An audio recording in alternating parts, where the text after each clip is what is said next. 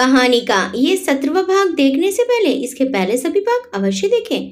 कानपुर में दादू को नाश्ता कराने के बाद बीच वाले रूम में रेस्ट करने के लिए भेज दिया गया, जहां वो हैवी नाश्ते के बाद दवा खाकर सो गए। परिणीता, मम्मी पापा, बड़े चाचा चाची, अंशु सबके साथ बीते दिनों की घटनाओं को विस्तृत रूप से बताने लगी। कैसे अभिमन्यु के परिवार ने उसकी देखभाल में रात दिन एक कर दिया, कैसे निमिषा के साथ न्याय हुआ और कैसे मिताली ने उसकी सेवा की अभिमन्यु के घर में साथ रहकर। मिताली की मम्मी खुशी छिपाकर बोली, हाय काश परिणीता और मिताली को ऐसा घर मिल जाए तो दोनों एक साथ कितना खुश रहेंगी। तभी दादू बाहर आते हुए बोले, आपके मुंह में घी शक्कर बेटा जी, हम यही तो करने आए हैं। दादू सोने के लिए लेट गए थे, पर यहाँ नई जगह उन्हें नींद तो आ नहीं रही थी और जिस काम को करने आए हैं वो भी निर्विघ्न सफल हो जाए, यही सोचकर वो उठकर बाहर आ गए। सबने उन्हें बैठने की जगह दी। परिणीता के पापा ने कहा, आप किसी काम से आए हैं, बताइए तो अंशु आपके साथ चला जाएगा। दादू मुस्कुराने लगी और परिणीता की तरफ अर्थपूर्ण नजरों से देखने लगे। हाँ हाँ बताइए अंकल, कहाँ काम है। बड़े चाचा भी उत्साहित होकर बोले, बेंगलोर में उनके द्वारा किए गए अपने प्रेम पूर्वक स्वागत से वो अभिभूत थे और अब वो स्वयं जबकि दादू उनके शहर में आए हैं तो उनके स्वागत में कोई कमी नहीं रखना चाहते थे। दादू ने मुस्कुराकर सबकी तरफ देखा। क्या मुझे एक और चाय मिलेगी अदरक वाली? परिणीता बोली, पर दादू लंच टाइम है, इस वक्त चाय? दादू परिणीता की मम्मी की तरफ देखकर बोले, अरे लंच थोड़ा देर से कर लेंगे बेटा जी, चाय बड़ी अच्छी बनाई थी। अभिलाई अंकल। अब तो सब ने हाथ ऊपर कर दिए। हम भी। परिणीता की मम्मी और मिताली की मम्मी दोनों मुस्कुराते हुए अंदर चली गई। दादू ने परिणीता से अपना सूटकेस को लाने के लिए कहा। सूटकेस खोलकर सबके लिए जो गिफ्ट लाए थे वो निकाल कर मेज पर रख दिए। ये आंटी ने भेजे हैं। फिर दक्षिण की फेमस मिठाई मैसूर पाक रख दी। अब कहूंगा अपना काम जिसकी खातिर आया हूँ। किचन पास में ही था। दोनों औरतें भी किचन के दरवाजे पर खड़ी हो गई। बेटा जी, हम आपसे मिलने तो आए ही हैं, पर हम आपसे आपकी अनमोल चीज भी मांगने आए हैं। क्या आप हमें वो देंगे? परिणीता के पापा समझकर भी असमझ भाव से उन्हें देखने लगे। हम आपसे अपने पोते अभिमन्यु के लिए परिणीता का हाथ मांगने आए हैं। हम परिणीता को अपनी पोत बहू बनाना चाहते हैं, उसे अपने घर की लक्ष्मी बनाना चाहते हैं। क्या आप इसकी इजाजत देंगे? कहते कहते हर्ष त्रेक दादू की आवाज रुंध गई। आंखें खुद ब खुद नम हो गई। सच में जब भारी दुखों के बाद खुशियों की दस्तक आती है तब भी आंखें गम और खुशी दोनों परिस्थितियों में समान रहने के अपने वादे को निभाती नजर आती हैं। परिणीता के पापा ने आगे बढ़कर उनके हाथों को अपने माथे पर लगा लिया। ये तो हमारे लिए सौभाग्य की बात है। आपने खुद ही ये बात कहकर हमारे सम्मान को बढ़ाया है, वरना हमारी हैसियत नहीं थी कि कभी भी हम आपके सामने खड़े भी हो पाते। हमारी बिटिया बड़ी सौभाग्यशाली है जिसे आपके जैसा रिश्ता मिला है। नहीं बेटा जी, सौभाग्यशाली तो हम हैं। जब से परिणीता हमारे अभिमन्यु के जीवन में आई है, हमारे सारे बिगड़े काम खुद ही खुद संवरते चले गए। इसके शुभ कदमों ने हमारे घर की खोई हुई खुशियां वापस कर दी हैं, वरना आपने तो देखा ही होगा निमिषा के साथ। आखिर दादू की आंखें छलक ही पड़ी। बड़े पापा और परिणीता ने दादू को अगल बगल से हक कर लिया। प्लीज दादू बस। चाय आ गई थी, सब पीने लगे। दादू ने परिणीता के पापा की तरफ देखा। हम आपकी हाँ समझे या ना? पापा ने परिणीता की तरफ देखा। परिणीता ने शर्माकर आंखें झपका दी। परिणीता के पापा ने आंखें बंद करके काशी विश्वनाथ को प्रणाम किया, जिन्होंने परिणीता के जन्म के साथ ही उसका रिश्ता उस घर से जोड़ दिया था और अब वो आशीर्वाद फलीभूत होने जा रहा था। ये रिश्ता तो खुद महादेव काशी के मालिक स्वयं भोलेनाथ ने जोड़ा था। हम कौन है मना करने वाले? कहते हुए पापा ने मम्मी को इशारा किया। मम्मी अंदर जाकर अलमारी से वो कंगन निकाल लाई जो अभिमन्यु के पापा ने दिए थे। ये देखिए, ये रिश्ता तो इसके पैदा होने के साथ ही आपके घर से जुड़ गया था। अरे ये तो मेरी बहू परिणीता के कंगन है, ये आपके पास कैसे? ये तो मैंने खास जयपुर के सुनार से बनवाए थे उसके लिए, क्योंकि परिणीता को बहुत पसंद थे ये मीनाकारी वाले कंगन। अपनी बहू को याद करके एक बार फिर दादू की आंखें भर आई। हाँ अंकल, ये आपकी ही बहू के हैं। परिणीता के पापा ने ठंडी सांस ली और फिर शुरू से वो बताने लगे कैसे उन्होंने अभिमन्यु को डूबने से बचाया, कैसे अभिमन्यु के पापा से उनकी दोस्ती हुई और कैसे वो यहाँ आकर आपकी बहू परिणीता से सहमत होकर मेरी परिणीता को ये कंगन दे गए। परिणीता के पापा बोले, पर आप ये मत समझना कि हमने इसीलिए परिणीता को बैंगलोर भेजा। ये तो महादेव ही जानते हैं कि कैसे उन्होंने आपके घर से परिणीता के जीवन की कड़ियों को जोड़ा। अभिमन्यु के पापा के एक्सीडेंट के बाद मैं राजस्थान भी गया था ताकि आपको ये अमानत वापस कर दूं, क्योंकि वादा करने वाला तो ऊपर चला गया था और मैं बाद में इस आरोप का भागीदार नहीं बनना चाहता था कि मैंने उनकी भावनाओं को ब्लैकमेल करके अपनी लड़की को आपके जैसे बड़े घर में भेजने की सोची। पर माहौल इतना तनावपूर्ण हो गया था और आप लोग तुरंत ही अभिमन्यु और निमिषा को लेकर बैंगलोर लौट भी गए थे, इसीलिए मैं चुपचाप वापस आ गया। फिर मैंने धीरे धीरे ये बात अपने दिमाग से निकाल दी और किसी से यहाँ तक अपनी पत्नी से भी जिक्र नहीं किया। अभिमन्यु के पापा का आशीर्वाद समझकर कंकन रख लिए। मैं तो ये भी नहीं जानता था कि अभिमन्यु आपका पोता है। हाँ, 2-2.5 साल पहले बेंगलोर की लड़की के साथ हुए हादसे ने मुझे भी विचलित कर दिया था, पर एक बेटी के बाप होने के नाते मैंने ज्यादा वो देखा नहीं, वरना मैं अंदर तक डर जाता और परिणीता को कभी बेंगलोर जाने ना देता। अभी मेरे एक्सीडेंट के समय जब अभिमन्यु परिणीता के साथ कानपुर आया और तब उसके किशोरावस्था से युवा हुए चेहरे को पहचान लिया और तब से ही महादेव बाबा के इशारे को समझने की कोशिश कर रहा था। वो चुप हो गए, उनकी आंखों से आंसू निकल रहे थे और दादू, वो हैरान से ईश्वर की इस जादुई हरकत से खुशी से मूक दर्शक की भांति बैठे रह गए। क्या सच में प्रकृति हमें संचालित करती है? वो हमारे प्रारब्ध को हमेशा हमसे जोड़ कर रखती है और यथासंभव उससे मिलाने की कोशिश करती है। सच तो यही है, हमारा प्रारब्ध हमसे हमेशा जुड़ा रहता है। दादू ने भोलेनाथ को धन्यवाद देते हुए हाथ जोड़े और परिणीता के पापा को गले लगा लिया। कमरे में पिन ड्रॉप साइलेंट था, सबकी आंखें आंसू से भरी थी। दादू परिणीता के पापा को गले से लगाए थे। अपने आप को संयत करके दादू अलग हुए। मैंने कहा था ना बेटा जी, परिणीता की मम्मी की तरफ मुंह करके बोले। परिणीता हमारे घर में रोशनी बनकर आई है। देखिए, इस घर के कितने उपकार हैं हमारे ऊपर।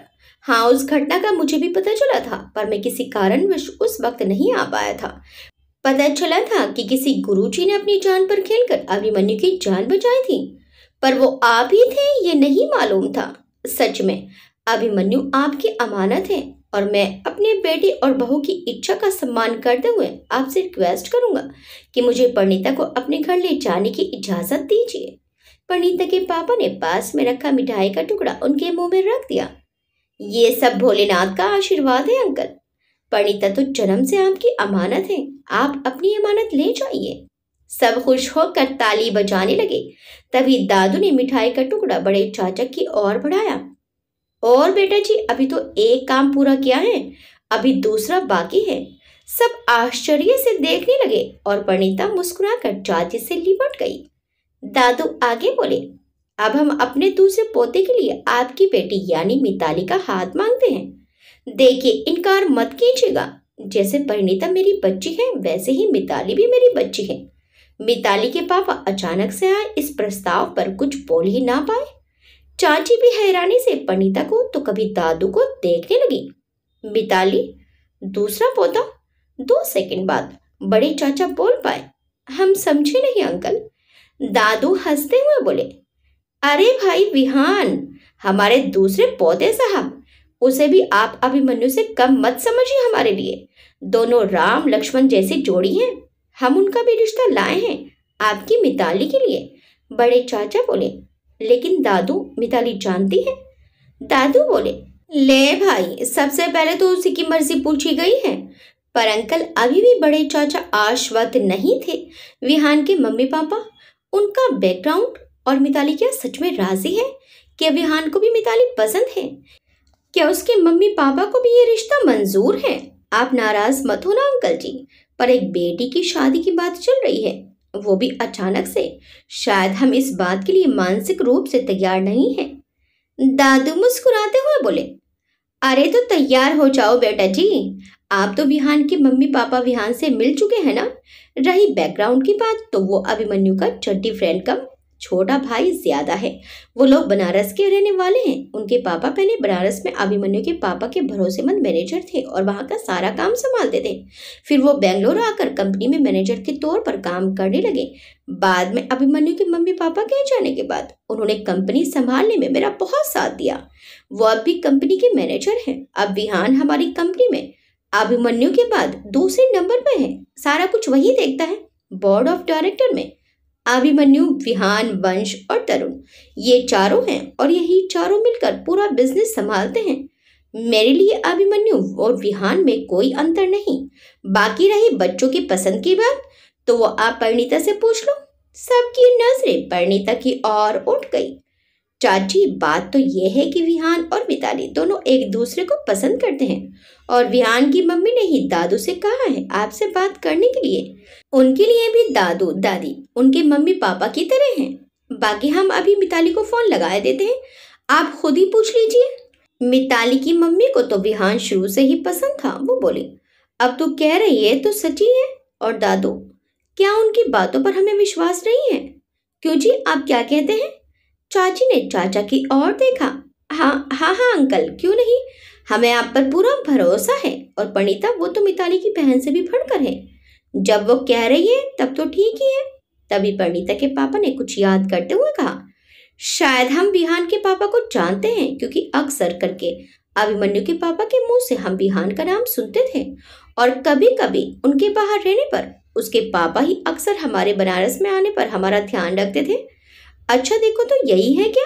दादू ने अपने फोन में विहान के पापा की फोटो दिखाई।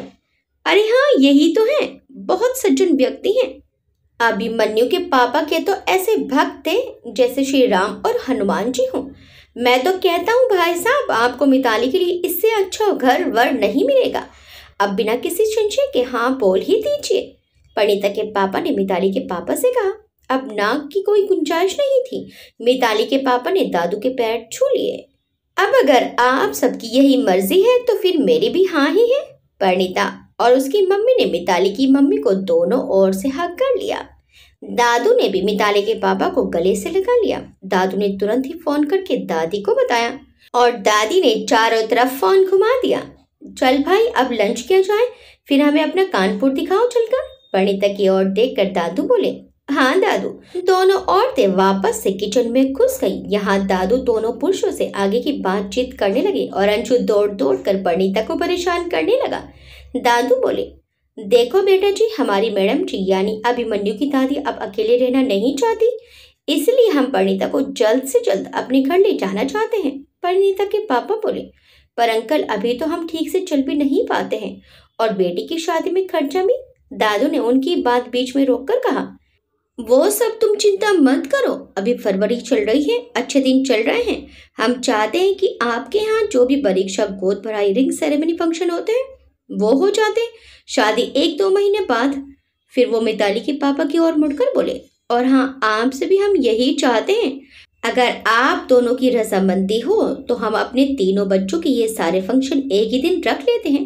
आप लोग अपने रिश्तेदारों को बुला लीजिए और हम भी अपने। तीनों? परिणीता और मिताली की मम्मी ने हैरानी से दादू की तरफ देखा। दादू ने हंसते हुए कहा, अरे हम तो आपको बताना भूल ही गए, हमारी निमिषा की भी शादी तय हो गई है आदित्य के साथ। परिणीता के पापा बोले, अच्छा वो एसपी आदित्य, उनका तो बहुत नाम हो रहा है। दादू बोले, हाँ वही एसपी आदित्य। मिताली के पापा बोले, ये तो बड़ी ही खुशी की बात है, आज का दिन तो बहुत ही शुभ है। फिर अब ये सब कार्यक्रम कहाँ से होंगे, इस पर चर्चा होने लगी। लंच लग गया था, सब लोग स्वादिष्ट लंच का लुत्फ उठाने लगे। उधर एक दिन पहले शाम के समय बेंगलोर में विहान मिताली को लेकर चला गया था और इधर आदित्य भी निमिषा को घर छोड़ने के लिए निकल गया। निमिषा खामोशी से बैठ गई थी। आदित्य अपनी सीट बेल्ट लगाकर निमिषा से बोला, सीट बेल्ट लगाओ मिशु। निमिषा अपने ही ख्यालों में खोई हुई थी। आदित्य हाथ बढ़ाकर उसकी सीट बेल्ट लगाने लगा। इसमें वो एकदम से निमिषा के करीब आ गया। उसके शरीर की छुआन महसूस होते ही निमिषा चूक गई, जिससे उसका चेहरा बिल्कुल ही आदित्य के चेहरे से टकरा गया। निमिषा को इससे पहले यह एहसास कभी महसूस नहीं हुआ। उसने आंखें बंद कर ली और सीट में पीछे चिपक गई। आदित्य मुस्कुरा उठा। यही एहसास तो वो मीशु को महसूस कराना चाहता है। उसकी मीशु कभी भी स्कूल कॉलेज में किसी भी लड़के के करीब नहीं रही, दोस्तों के अलावा। अभिमन्यु, विहान और आदित्य, यही तीन उसके हमेशा करीब रहे। और जब वो पहली बार किसी पुरुष के द्वारा छुई गई तब इतने भयानक एहसास के साथ कि उसे पुरुष के प्यार वाली छुअन का एहसास ही नहीं हुआ। कार एक धचके के साथ आगे बढ़ गई। तब निमिषा ने आंखें खोली। उसने बिना गर्दन घुमाए आदित्य को देखा। वो बड़े आराम से सामने देख रहा था। कुछ देर बाद निमिषा बोली, आदित्य। हाँ बोलो, तुम सच में इस शादी के लिए राजी हो? निमिषा की आवाज में दर्द था। आदित्य ने जवाब दिया, हाँ तो और क्या, क्यों ना राजी हूं। मेरे बचपन का प्यार जिसे मैं हमेशा अपने पास देखना चाहता था, अब फाइनली मेरे पास आने वाला है, वो भी पूरे हक के साथ। निमिषा बोली, पर तुम जानते हो ना ये शादी हम क्यों कर रहे हैं? आदित्य गंभीर हो गया। उसने कार स्लो कर दी। वो निमिषा की आंखों में आंखें डालकर बोला, वो तुम्हारा पक्ष है। तुम भाई की खुशी के लिए शादी कर रही हो और मैं मेरे बचपन से देखे गए सपने को हकीकत में महसूस करने के लिए कर रहा हूँ। ये मेरा पक्ष है। निमिषा एक गहरी सांस लेकर बोली, तुम्हें मुझसे बहुत उम्मीद होगी आदित्य, लेकिन शायद। निमिषा की आंखें नम हो उठी। उसे भी आदित्य जैसे दोस्त की खातिर बुरा लग रहा था। बचपन से और कॉलेज जाने के लिए अलग अलग होने तक के पीरियड को निमिषा आंखें बंद करके एक स्क्रीन पर चलती पिक्चर की भांति देखने लगी। उस पिक्चर में निमिषा खुद को हमेशा शैतानी करते और आदित्य को उस शैतानी का जिम्मेदार खुद को ठहराते देख रही थी। 9th क्लास में जब किसी लड़के ने उसके बैग में लेटर और गुलाब रख दिया था और वो देखकर घबरा गई थी। उसने सिर्फ आदित्य को बताया था और आदित्य ने कोने में ले जाकर उसकी ऐसी बैंड बजाई थी कि अगले दिन से वो निमिषा को बहन जी कहने लगा था। निमिषा के चेहरे पर अनायास मुस्कुराहट आ गई। जब हमेशा लंच में अपना टिफिन ना खाकर आदित्य की मम्मी के बनाए आलू के परांठे या अचार खाती थी और अपना उसे दे देती थी, भले ही उसे पसंद हो या ना हो। जब कॉलेज के लिए सूरत जा रही थी तब अभिमन्यु और उसके घर वालों सबके सामने वो आदित्य से बेहिचक लिपट गई थी और खूब रोई थी। हालांकि आदित्य एकदम नर्वस हुआ जा रहा था। आखिर निमिषा को अलग करने के लिए उसे कहना पड़ा, भाई इस मोटी से मुझे छुड़ाओ वरना मुझे पीस डालेगी। अभिमन्यु और सब लोग हंस पड़े और निमिषा ने उसकी पीठ पर 2 घूंसे जमाए थे। जल तेरी मेरी कट्टी, अब मैं आऊंगी तो तेरे से नहीं मिलूंगी, लेकिन मैं तो आऊंगा ना तुझसे मिलने और तुझे हमेशा हमेशा के लिए अपने पास रखने। ये शब्द आदित्य ने सिर्फ अपने मन में धीरे से कहे कि कोई सुन न ले। निमिषा ने तब आदित्य के इस बेहिसाब प्यार को क्यों महसूस नहीं किया था। सच में अभिमन्यु ने उसे बच्चे की तरह पाला था तो वो सिर्फ बच्ची ही बन गई थी अपने भाई की, दादू दादी की। तब अगर उसे आदित्य के प्यार का एहसास हो जाता तो शायद आज वो भी उसी के सहारे से आगे बढ़ पाती। निमिषा की आंखें लगातार आंसुओं से भीग रही थी। आदित्य ने थोड़ी सुनसान जगह देखकर साइड में कार रोक दी। सूर्य देवता आधे अपने गगन में समा चुके थे। थोड़ा काला, थोड़ा नारंगी और थोड़ा गुलाबी आभा से नीला आसमान चमक रहा था। कहीं कहीं एक आध तारा भी आने की कोशिश कर रहा था। विंडो स्क्रीन से सिंदूरी आभा निमिषा के चेहरे पर पड़ रही थी।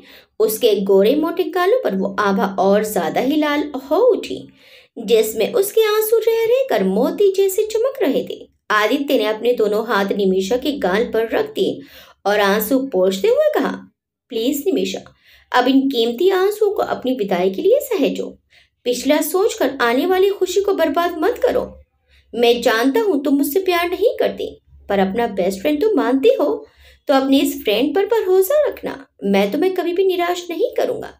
देखना, मेरा प्यार एक दिन तुम्हें भी मुझे प्यार करने पर मजबूर कर देगा और तब मैं और तुम ना होकर हम बनेंगे, ये मेरा विश्वास है। मेरे लिए इतनी ही खुशी काफी है कि तुमने कम से कम भाई को खुशी देने के लिए ही सही आखिर मुझे चुना तो। भाई ने मेरे लिए जो कुछ भी आज तक किया है वो कोई भी नहीं कर सकता और मैं उनके लिए कुछ कर पा रहा हूँ, इससे बढ़कर मेरे लिए कुछ भी नहीं। निमिषा की आंख भर आई। तुम बहुत अच्छे हो आदित्य, लेकिन विश्वास रखना मुझ पर कि मैं भी तुम्हारी जिंदगी बर्बाद नहीं होने दूंगी।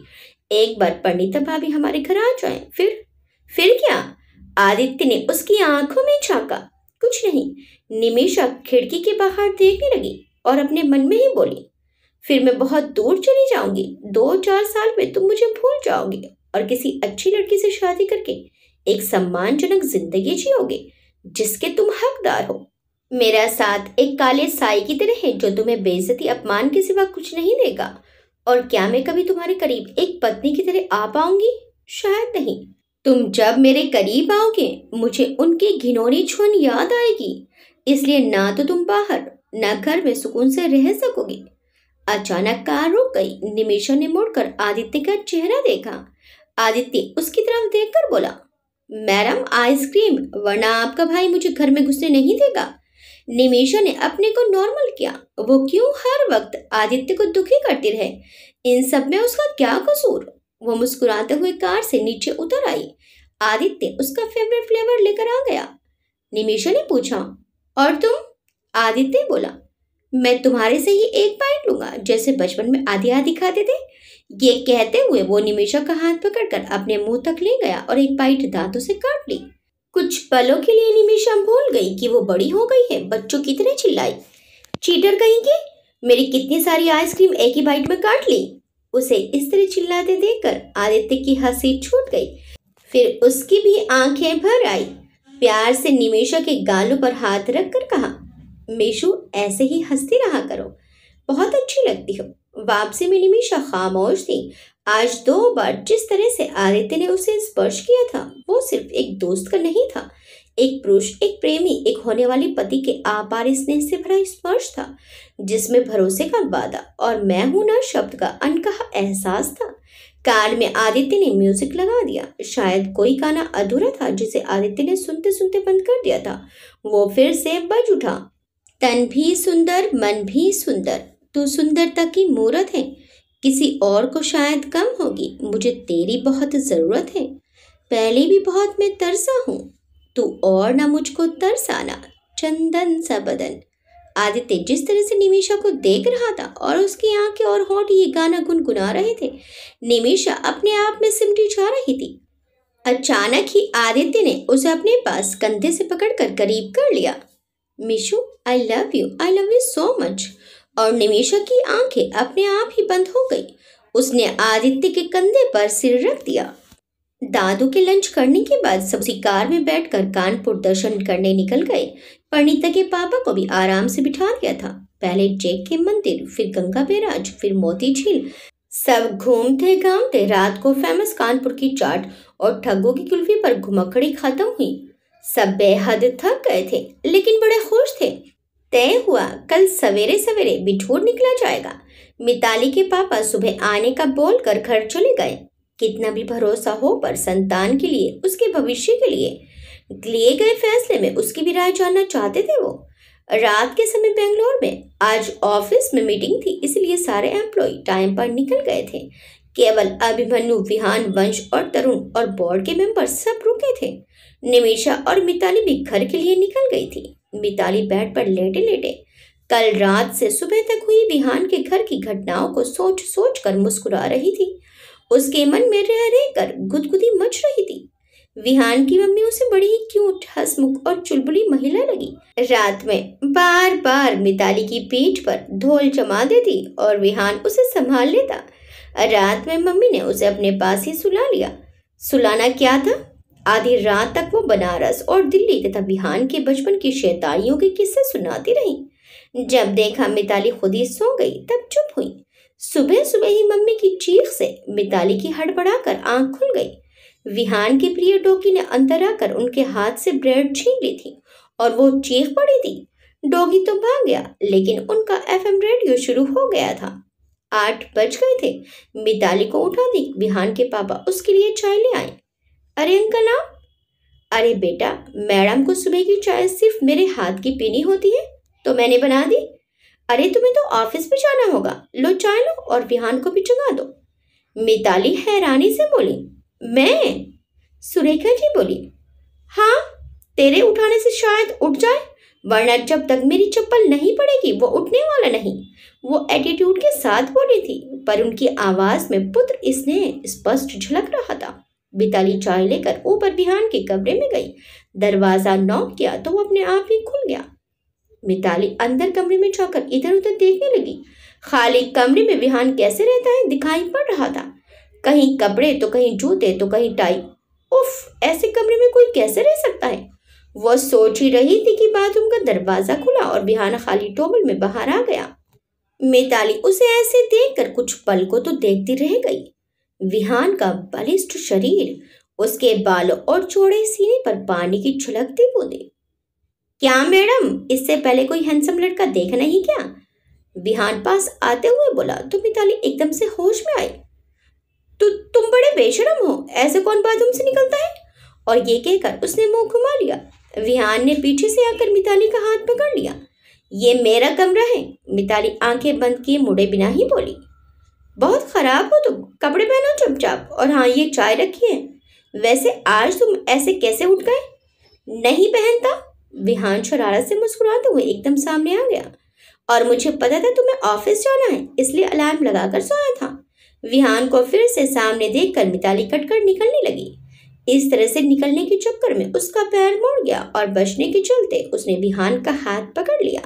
विहान ने उसे आधा ही गिरने दिया और हाथ पकड़कर झटके से ऊपर खींच लिया। मिताली उसके अनावरण सीने से जा लगी। विहान ने दूसरा हाथ भी उसकी कमर में लपेट दिया। दोनों ही मदहोशी के आलम में डूबने लगे। वाइफी, अब जल्दी आ जाओ, सब्र नहीं होता। विहान आंखें बंद किए फुसफुसाया। वो मिताली के होठों को अपने सीने पर थरथराते हुए महसूस कर रहा था। मिताली भी आंखें बंद के ही सीने में मुंह छुपाए बोली, किसने मना किया है? जल्दी बारात लेकर आ जाओ और मुझे ले जाओ। तभी नीचे से विहान की मम्मी चीखी, मिताली, विहान उठा नहीं ना, मैं जानती हूँ वो बिना मेरी चप्पल खाए जगने वाला नहीं। मम्मी की आवाज सुनकर मिताली घबरा कर अलग हो गई और विहान को धक्का देकर नीचे भाग गई। विहान मुंह बनाकर बोला, ये मम्मी भी ना अच्छे खासे रोमांस कर कचरा कर दिया। विहान ने आहा भरे नीचे आकर मिताली बोली, वो उठ गया है आंटी, नहा रहे थे तो हम उन्हें चाय देने का इंतजार कर रहे थे। 5 मिनट में ही विहान रेडी होकर नीचे आता दिखाई दिया। पापा बोले, वाह मिताली, तुमने तो कमाल कर दिया। मिताली सर झुकाकर मुस्कुरा दी। उसे विहान से नजरें मिलाने में शर्म आ रही थी। उसे घर जाकर तैयार भी होना था, इसलिए वो जल्दी जल्दी ब्रेकफास्ट करने लगी। जब विहान उसे लेकर निकलने लगा तो विहान की मम्मी ने उसे अपनी चेन पहनाकर हाथों में चेहरा लेकर माथे पर चुंबन अंकित करते हुए कहा, आती रहना बिटिया। जी आंटी। मिताली ने पैर छू लिए। विहान ने चुटकी लेते हुए कहा, वाह क्या प्यार है सास बहू में, बहू के चक्कर में बेटे को तो भूल ही गई। सुरेखा जी ने विहान के माथे पर भी प्यार किया और बोली, चल अच्छा जल्दी जा, वरना बिटिया लेट हो जाएगी। फिर विहान मिताली को लेकर निकल गया।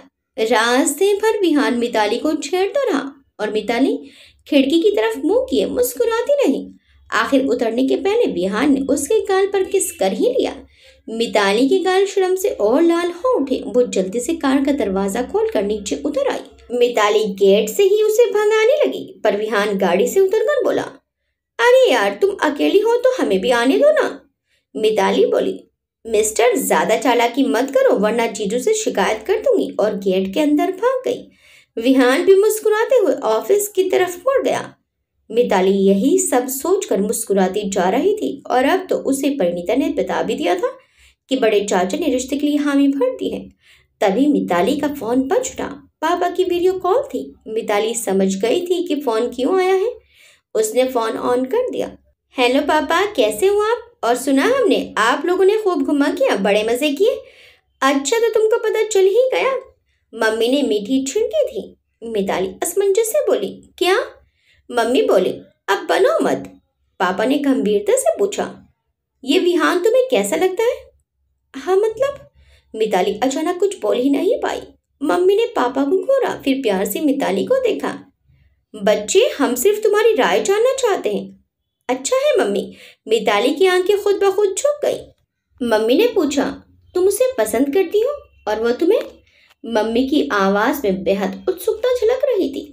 यह सच था कि मिताली मम्मी से ज्यादा पापा की दुलारी थी, पर मम्मी के सामने वो ज्यादा सहजता से बात कर सकती थी। मिताली बोली, हाँ मम्मी, हम दोनों एक दूसरे को बहुत पसंद करते हैं और कल तो विहान की मम्मी ने बुलाया भी था। हैं? मम्मी हैरान होकर बोली, दादू ने कहा था बस इसलिए चले गए थे। फिर वो रात से लेकर सुबह तक की सारी बातें बताने लगी, केवल अपने और विहान की मधोशी के आलम को छोड़कर।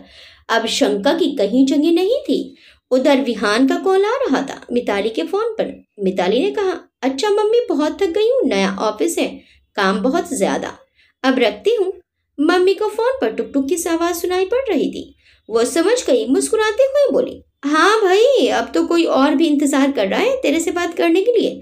वैसे एक राज की बात बताऊं, मुझे तो विहान बेंगलोर में पहली नजर में ही तेरे लिए पसंद आ गया था, पर कहा नहीं, सिर्फ अपनी हैसियत समझकर। लेकिन महादेव अंतर्यामी है और कृपालु भी, मेरी पूछा व्यर्थ नहीं गई। मिताली बोली, ओहो मम्मी, हम किसी से कम हैं क्या? मम्मी बोली, अच्छा अच्छा, चल रखती हूँ। और हाँ, अब जब अपनी सास से मिलना है तो जरा मेरी भी हाय हेलो करा देना।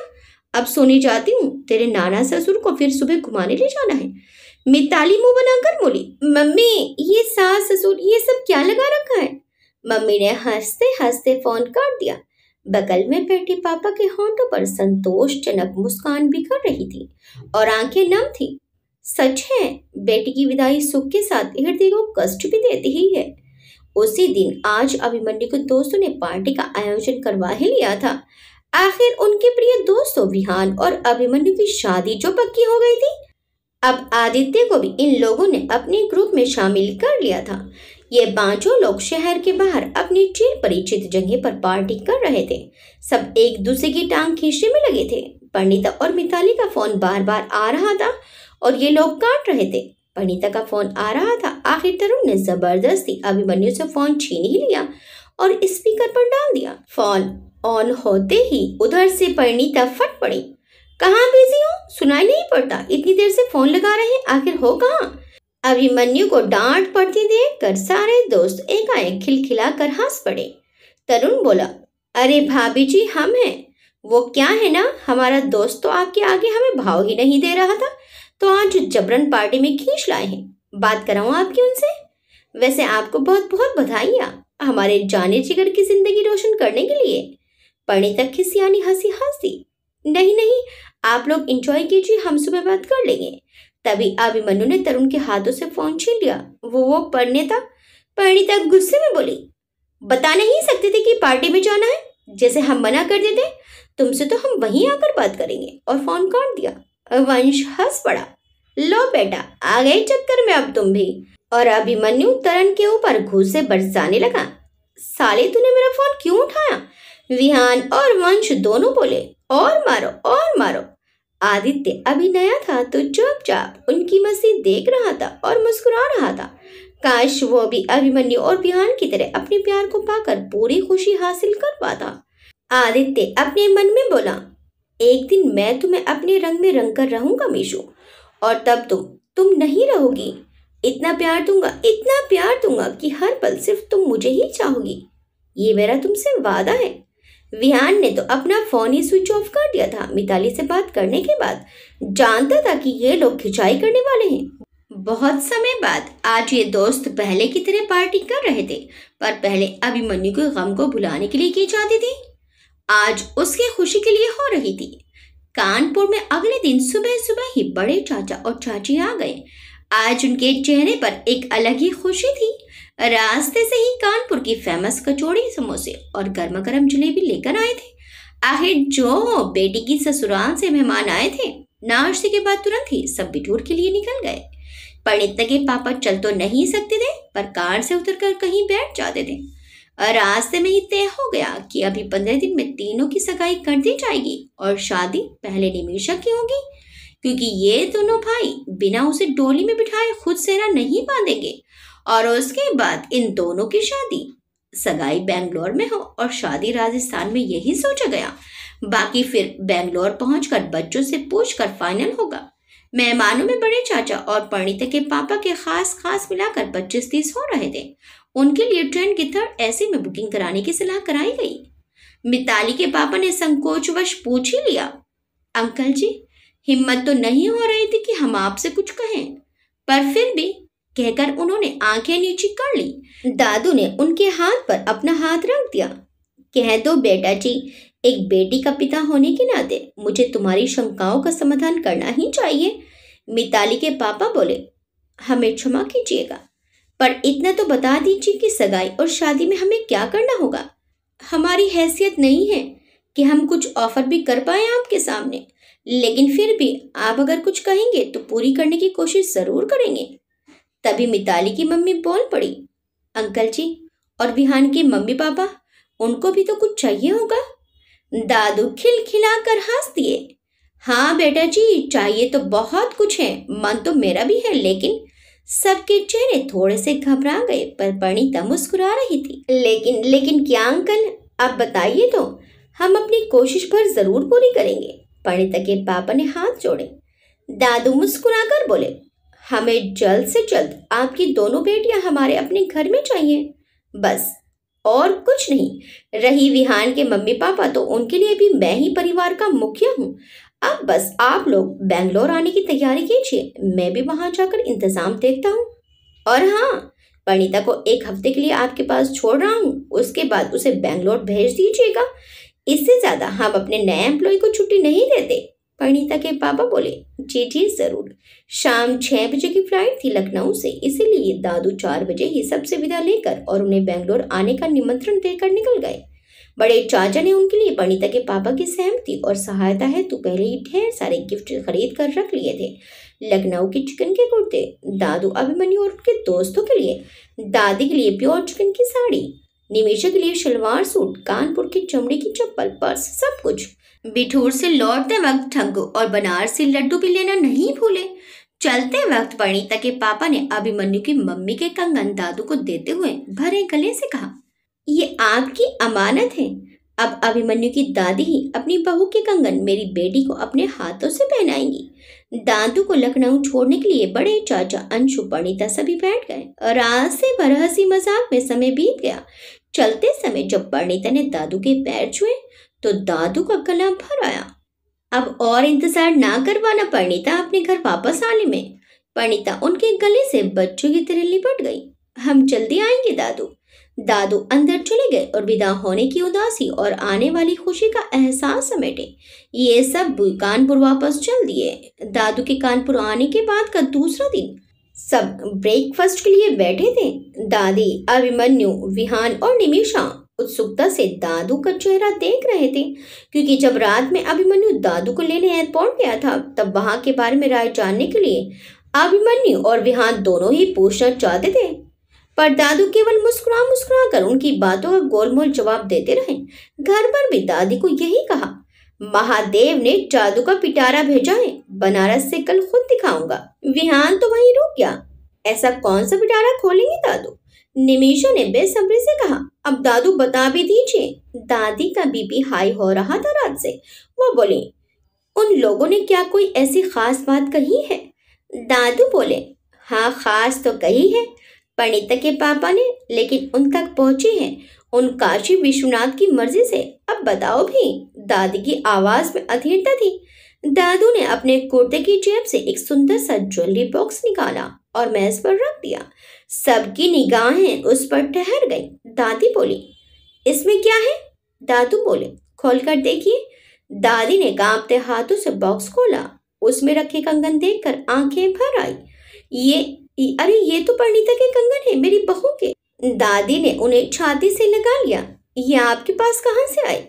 फिर दादू ने विस्तार से सबको अभिमन्यु के बचपन, उसके डूबने, फिर परिणीता के पापा द्वारा अभिमन्यु को बचाने, अभिमन्यु के पापा और परिणीता के पापा में दोस्ती होने, परिणीता के जन्म के समय निमिषा के पापा का वहां जाना और अभिमन्यु की मम्मी द्वारा बिना देखे ही परिणीता को अपनी बहू मानकर वो कंगन देना, सब बताया। सब स्तब्ध होकर ये सुन रहे थे। दादी तो रोए जा रही थी और उन कंगनों को बार बार चूम रही थी। फिर दादू आगे बोले, फिर कुछ ऐसा हुआ कि अभिमन्यु और निमिषा यहाँ आ गए। वो उस वक्त ये कंगन वापस करने राजस्थान आए थे और उनको कभी पता भी नहीं चला कि हम कौन हैं। यह अभिमन्यु वही अभिमन्यु है। वो तो अभिमन्यु जब कानपुर गया तब परिणीता के पापा ने उसे पहचान लिया। अभिमन्यु को याद आया उस बेहोशी के आलम में भी परिणीता के पापा ने उसके चेहरे को देखकर बड़ी आत्मीयता से उसका हाथ पकड़ा था। अभिमन्यु, निमेषा और विहान बारी बारी से वो कंगन लेकर देख रहे थे और इस ईश्वरीय चमत्कार को भी महसूस कर रहे थे। दादी बोली, तो उन्होंने जब पहचान लिया था तब फिर क्यों नहीं बताया? और परिणीता को उसे मालूम था, उसे भी नहीं बताया? दादी की आवाज में नाराजगी थी। दादू बोले, मैडम जी, वो एक नेक दिल सीधे सज्जन पुरुष हैं। पैसा नहीं है पर आत्मसम्मान तो है ही। यदि हमारे अभिमन्यु जी परिणीता से प्रेम नहीं करते और अपने आप ये बात शादी तक ना पहुंचती तो शायद वो कभी बताते भी ना। कहीं हम इसे उनका अपनी मिडिल क्लास बेटी को इस करोड़पति खानदान में भेजने का बनाया हुआ स्वांग या लालच ना समझ बैठे, इसलिए ये बात वो दिल में छुपाए रहे। परिणीता को और उसकी माँ को भी कभी उन्होंने नहीं बताया। उन्होंने इन्हें अभिमन्यु के पापा का और भोलेनाथ का आशीर्वाद समझकर रख लिया था। अब चलिए मैडम जी, हम सबको मिठाई खिलाइए। इन दोनों नालायकों का रिश्ता तय करके आए हैं। दादी बोली, हाँ हाँ क्यों नहीं। भरी आंखों से दादी मुस्कुरा दी और निशा की माँ की तरफ देखा। इशारा पाते ही वो किचन से सूजी का गर्म गर्म हलवा ले आई जो सबको ही बेहद पसंद था। अभिमन्यु वो तो सोच भी नहीं पा रहा था कि उसके मम्मी पापा भले ही मौजूद नहीं है, लेकिन उनका आशीर्वाद पहले से ही उसके और परिणीता के पास है। उसके मम्मी पापा ने उसके लिए परिणीता को चुना था, तभी तो वो परिणीता की तरफ खींचे चला गया। उसकी आंखें भीग गई। सगाई से एक दिन पहले अभिमन्यु के घर सुबह ही कानपुर से मिताली और परिणीता के मम्मी पापा, अंशु, दोनों की कुछ सहेलियां, परिणीता के चाचा चाची, बुआ फूफा, मौसा मौसी, मिताली की भी तरफ से इतने ही लोग और किसी किसी के बेटा बहू भी आ गए थे। पहले उन्हें सीधे अभिमन्यु के घर ही लाया गया। अभिमन्यु और निमिषा का मन तो बिल्कुल नहीं था, पर दादू के कहने पर अभिमन्यु ने बनारस फोन करके निमिषा के ताऊ जी, ताई जी, बुआ फूफा को फोन कर दिया था। ताऊ जी की हाल में ही हार्ट की सर्जरी हुई थी, इसलिए उन्होंने बड़े ही उदास स्वर में अभिमन्यु से क्षमा मांगी। हाँ, उनके बेटा बहू और बेटी दामाद जरूर आ गए थे। इसी तरह विहान के घर पर भी दिल्ली से लेकर बनारस वालों की हलचल मची थी। कुछ उसके बचपन के बनारस वाले दोस्त भी आए थे। आदित्य के घर पर जरूर कम हलचल थी क्योंकि आदित्य की ननिहाल से केवल मामा मौसी ही आए थे और उनका परिवार। बाकी दधियाल पक्ष से सबने आने से मना कर दिया था क्योंकि आदित्य ऐसी लड़की से ब्याह कर रहा था जिससे उनके खानदान की नाक कटने वाली थी। अभिमन्यु और निमिषा का महल नुमा घर देखकर परिणीता के सारे रिश्तेदार भौचक्के से थे और ऊपर से इतना वीवीआईपी ट्रीटमेंट मिल रहा था। बुआ जो कल तक परिणीता को बुरा भला कहते थकती नहीं थी, वो बार बार परिणीता को गले लगाकर हाय मेरी लाडो कहते चिपक गई। परिणीता और मिताली को भी दादी ने यहीं बुला लिया था, निमिषा और खुद की हेल्प के लिए। और रात का डिनर बाहर लॉन में अरेंज किया गया था और आदित्य, विहान के यहाँ से सबको भी यहीं बुला लिया गया था। दादी दादू इतने समय बाद अपने घर में इतनी खुशियों को देखकर बार बार आंखें छलकाने से रोक नहीं पा रहे थे। तीनों लड़कियों के हाथों में मेहंदी लग रही थी। बचपन की सहेलियों के साथ सब मस्ती करने में जुटे थे। निमिषा ने भी अपनी 2-3 फ्रेंड को बुलाया था। अब धीरे धीरे वो भी सामान्य हो रही थी और आगे बढ़ रही थी। कुल मिलाकर लड़कियों, लड़कों और बड़े लोगों की टोलियां कुछ कुछ बट सी गई थी। अभिमन्यु और विहान के बचपन के दोस्त और यहाँ तरुण, वंश और उनके चचेरे भाई सब एक साथ बैठे थे। रात में सबको पास के ही होटल में ठहरने के लिए भेज दिया गया ताकि आराम से सोकर वो कल होने वाले फंक्शन को अटेंड कर सकें। विहान के पापा और परिणीता के पापा दोनों एक दूसरे को देखते ही पहचान गए और लपक कर गले लगा लिया। फिर मिताली के पापा को भी गले से लगा लिया। परिचय तो पिछली बार ही जब अभिमन्यु के बर्थडे में आए थे तो हो चुका था। आज एक समधी होने के नाते गले लगाया। परिणीता और मिताली की मम्मी भी दादी और विहान की मम्मी से बहुत प्यार से मिली। दोनों ने इतना ऐश्वर्य वैभव देखकर दादी से सकुचाकर अकेले में कहा, दादी हम ज्यादा तो कुछ नहीं ला पाए, लेकिन जो भी समझ आया वो अपनी हैसियत और आपके सम्मान को देखकर ही लाए हैं। दादी ने प्यार से मीठी छिड़की दी और परिणीता और मिताली की ओर देखा। ये जो अनमोल रतन हमें आप लोग दे रही हो, इसके आगे सब तुच्छ है। दोनों खुश होकर दादी के गले लग गई। सबसे लास्ट में खाने के लिए तीनों लड़कियां और लड़के ही बचे थे। सारे बड़े अंदर जाकर आगे कैसे क्या होना है डिस्कस करने लगे बाकी मेहमान थक कर होटल चले गए सोने के लिए। अब इन तीनों के हाथों में मेहंदी लगी थी, कैसे खाएं? परिणीता की मम्मी ने कहा, लाओ हम खिला दें। वंश, तरुण, उनकी मंगेतर सब एक साथ बोल उठे, अरे अब अंदर जाइए आंटी, हम हैं ना, मैनेज कर लेंगे। मम्मी भी हंसते हुए बच्चों के बीच से उठकर चली गई।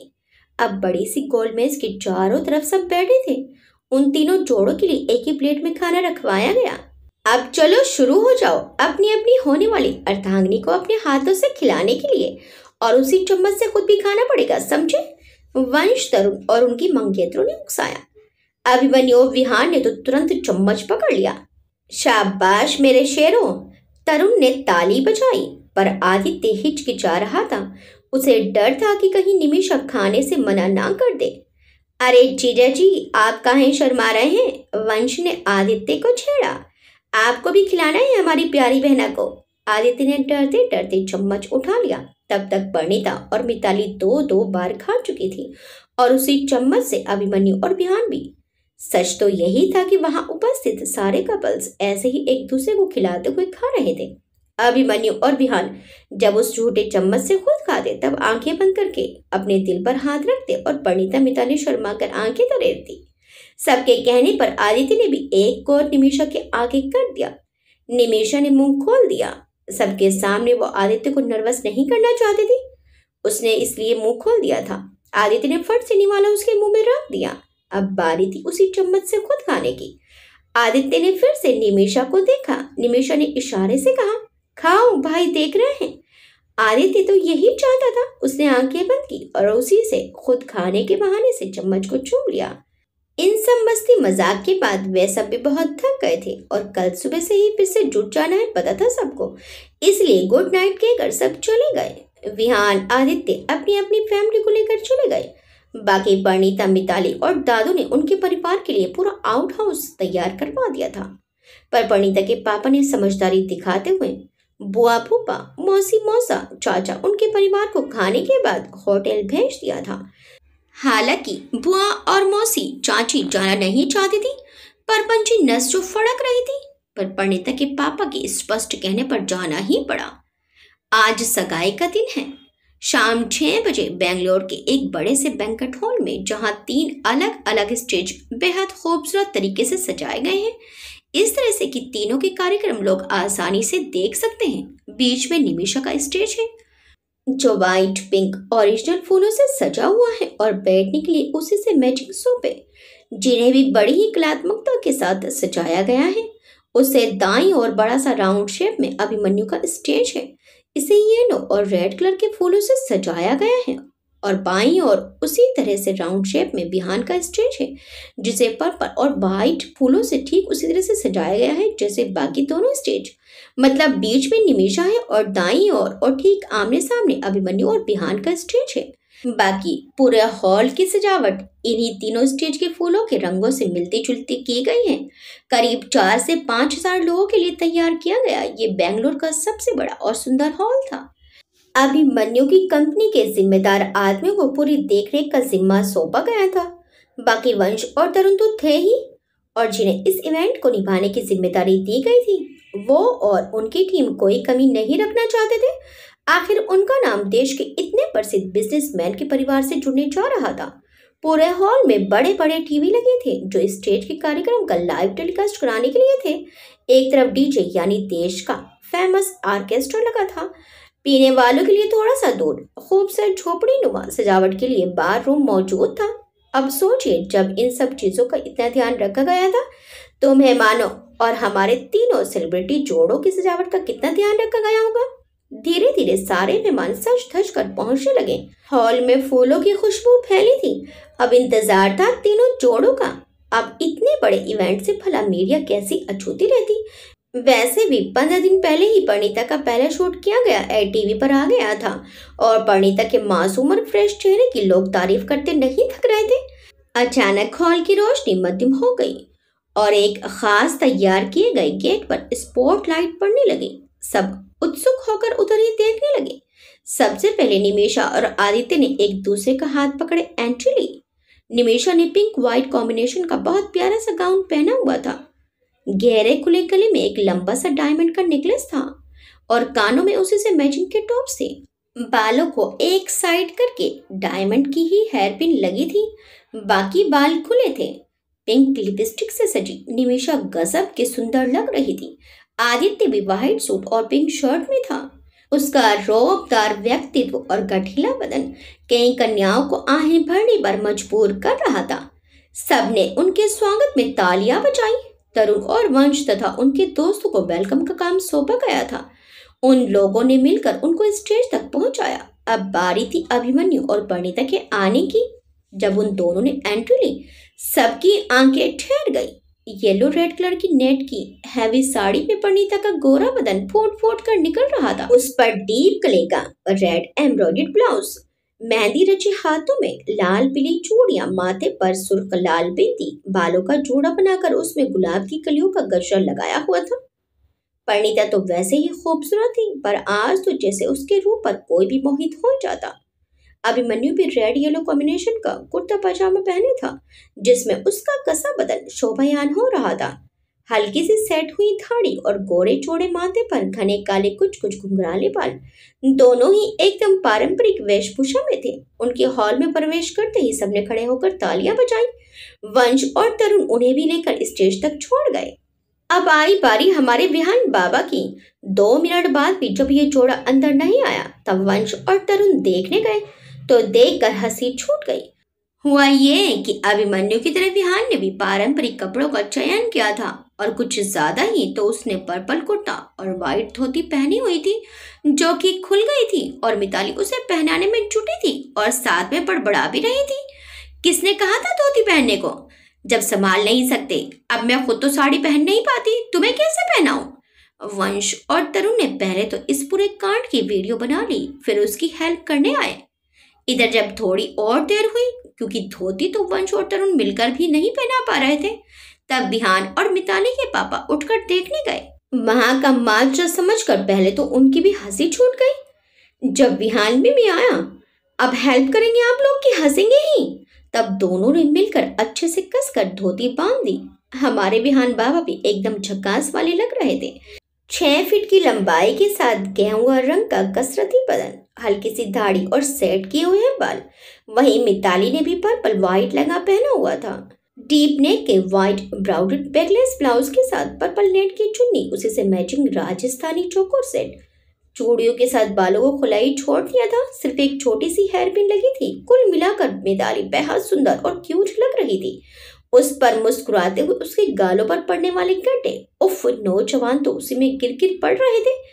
वंश तरुण उन्हें भी लेकर आए और स्टेज तक पहुंचा दिया। इस काम में उनकी होने वाली पत्नियों ने परिणीता, मिताली और निमिषा की खूब सहायता की।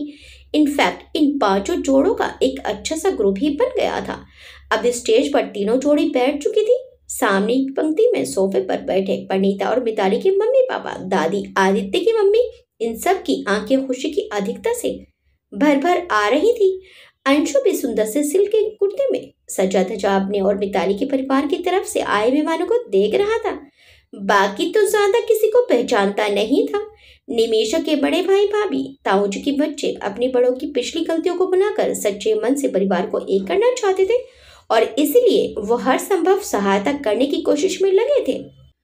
परिणीता की बुआ, मौसी, इन सब को जब कोई परपंच समझ नहीं आया तो थक हार कर जूस लेकर बैठ गई।